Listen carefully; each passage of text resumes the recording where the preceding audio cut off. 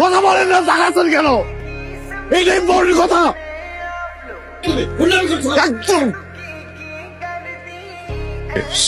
Sorry uncle, এখানে কোনো scene create করতে আসি নাই। উনি আমাকে 2 বছর ধরে আঙ্কেল ঘুরাচ্ছে, বুঝছেন? আমাকে কি যেন একটা ইম্পর্টেন্ট কথা বলবে। আমি 2টা বছর ধরে ঘুরতেছি, আর 2 বছর পরে উনি হঠাৎ করে আমার হাতে বিয়ের কার্ডটা ধরে দিচ্ছে। আপনি বলেন, এটা কি ঠিক? আচ্ছা একটু বলেন প্লিজ, আমি শুনে এখান থেকে চলে যাবো। আমি কোনো সিন ক্রিয়েট করবো না। এদিকে তাকান। ভালোবাসি।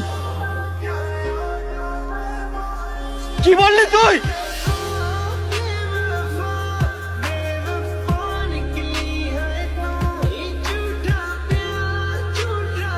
ওনারা আসছিল আমাকে নিতে, আপনি রেখেছিলেন। সরি, আসলে আমার আসলে র্যাক পছন্দ না। ইয়ে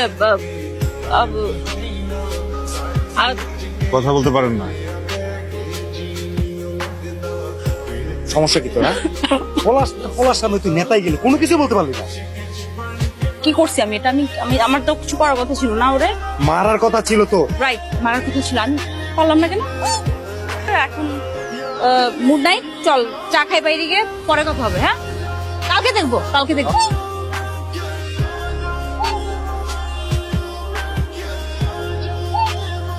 বলেন।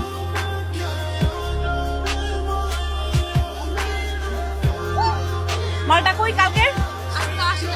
আসে নাই?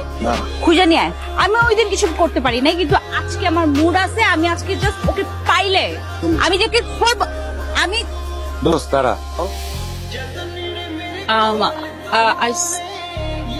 আমি ওকে, স্ট্রবেরি ফ্লেভার তো দেখলে সবাই খেতে ইচ্ছে করে। এরপর থেকে যখন আইসক্রিম খেতে ইচ্ছে করবে হেজিটেট করবেন না, আমাকে বলবেন, আমি এনে দিব।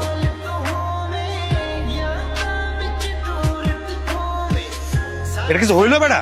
আমি তুই তো ভালো তো বানাই দিছস বেটা, একটা পলার সামনে কিছু কইতে পারস নাই। আমার মেলায় মানে ছোটবেলায় একটা ভাই হারাই গেছিল, মামাতো ভাই, দেখতে একদম ওর মতো। আমার মনে হয় ওরা দেখলে ইমোশনাল হয়ে যায়, তো ওই জন্য কিছু বলতে পারি না।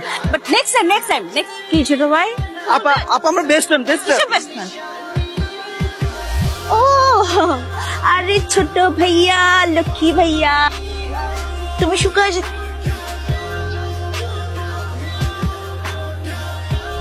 ম্যাম আসবো?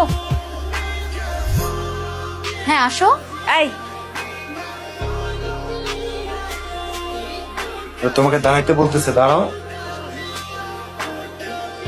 বাইরে। আরে তোমাকে ডাকতেছে, বুঝতেছো না? আসো। কি হয়েছে, কোনো সমস্যা?